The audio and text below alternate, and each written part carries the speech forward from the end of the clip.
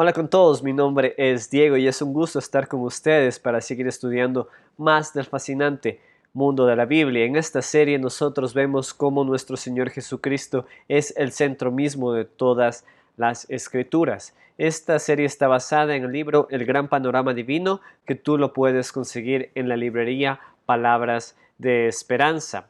Hoy empezamos la última lección de nuestra serie titulada El Reino Perfeccionado. Si aún no has podido ver las lecciones anteriores, te invito a que lo hagas en nuestro canal de YouTube, Cristotelos. Como lo mencioné, esta serie estudia cómo nuestro Señor Jesucristo y cómo su trabajo en la cruz es el centro mismo de toda la Escritura. Y una de las preguntas que vemos y topamos en esta serie es cómo nuestro Señor Jesucristo es el cumplimiento de todas las promesas. El apóstol Pablo en 2 Corintios 1:20 afirma que en Jesús todas las promesas son sí. Obviamente el apóstol se está refiriendo a las promesas del Antiguo Testamento, a las promesas que Dios le hizo al pueblo de Israel, que Él algún día restauraría el reino y que invitaría a todas las naciones a vivir en la paz de Dios. Y en esta serie nosotros hemos visto cómo esas promesas, cómo esas profecías del Antiguo Testamento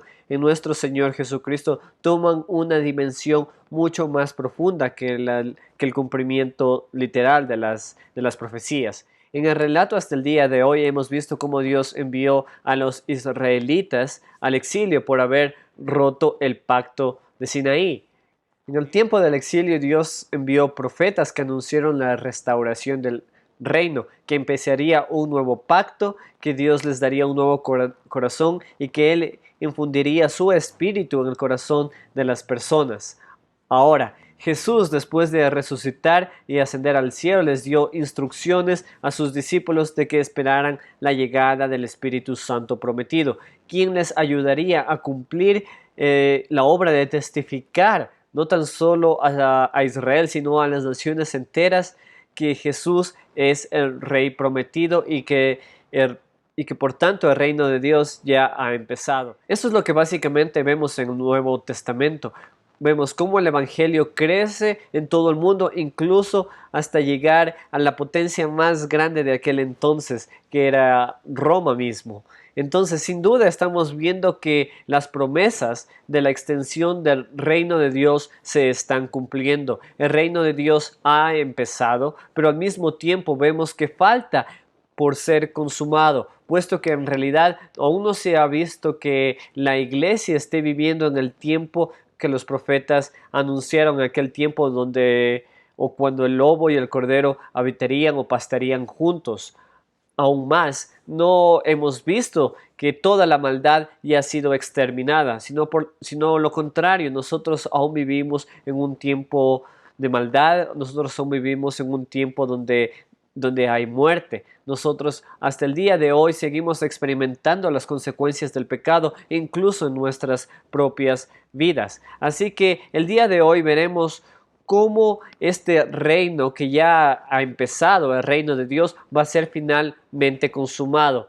Jesús, durante su testimonio en la tierra, varias veces enseñó a sus discípulos la realidad del fin del mundo. Esto lo podemos ver en Juan capítulo 5 y capítulo 6. Jesús enseñó que en el día final Él vendría a juzgar a los vivos y a los muertos, porque este es el oficio o la responsabilidad que el Padre designó al Hijo. Jesús ciertamente no fue indiferente a la realidad del fin del mundo. En Mateo 24 tenemos quizá la explicación más vasta que tenemos de Jesús en su ministerio de la tierra acerca del fin del mundo. Después de que los discípulos le preguntaron cuándo pasaría el anuncio de Jesús acerca de la destrucción del templo, los discípulos le preguntaron a Jesús cuáles son las señales de la llegada del fin del mundo. La respuesta de Jesús no es tan simple,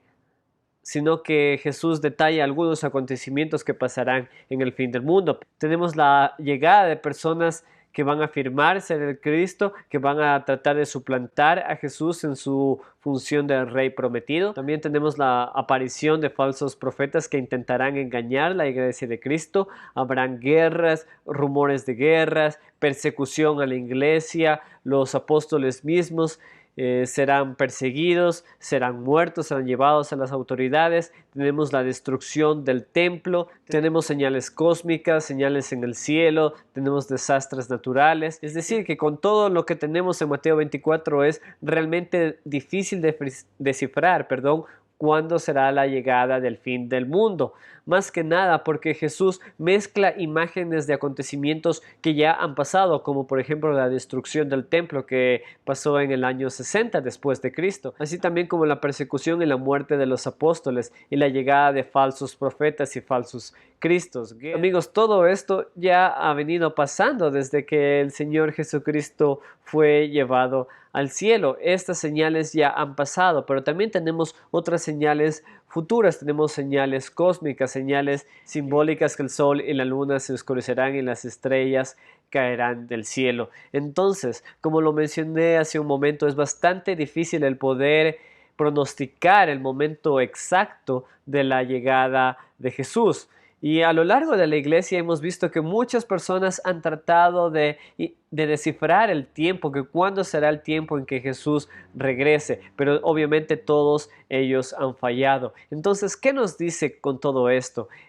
La pregunta que vale la pena hacernos es: ¿qué es lo que Jesús está tratando de decir a sus discípulos? ¿Cuál es la enseñanza clara que Jesús les está dando a los discípulos? Y eso lo podemos ver a partir de los versículos 42 al 51. Por lo tanto, manténganse despiertos, porque no saben qué día vendrá su Señor. Pero entiendan esto: si un dueño de casa supiera a qué hora de la noche va a llegar el ladrón, se mantendría despierto para no dejarlo forzar la entrada. Por eso también ustedes deben estar preparados, porque el Hijo del Hombre vendrá cuando menos lo esperen. ¿Quién es el siervo fiel y prudente a quien su señor ha dejado encargado de los sirvientes para darles la comida a su debido tiempo?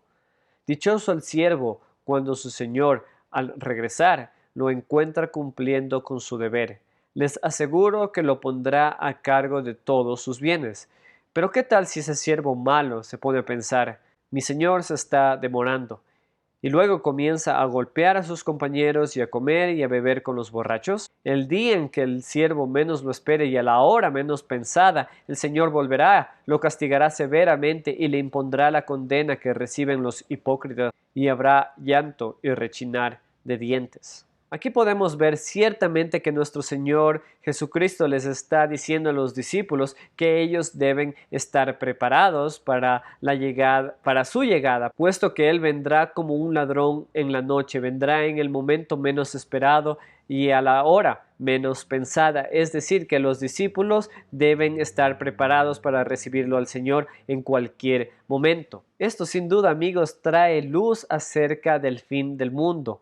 Puede llegar en cualquier momento. Nuestro Señor vendrá cuando menos lo esperemos. Así que también nosotros debemos de vivir como esos siervos fieles. Debemos de vivir preparados para recibir a nuestro Señor en cualquier momento. Debemos vivir haciendo lo que Él nos ha encargado, que es proclamar su evangelio a todas las personas sin excepción, y vivir de acuerdo a su voluntad, es decir, vivir de una manera digna, conforme al reino de Dios. Nuestro Señor Jesús vendrá, y vendrá a ejercer juicio como Él lo prometió. Vendrá a derrotar el pecado de una vez por todas, cumpliendo así las promesas del Antiguo Testamento. Y esto lo seguiremos viendo en las próximas lecciones. Mi nombre es Diego Herrera y te agradezco por tu compañía, y te invito a que lo sigas haciendo para poder terminar de ver cómo toda la Biblia finalmente apunta a nuestro Señor Jesucristo.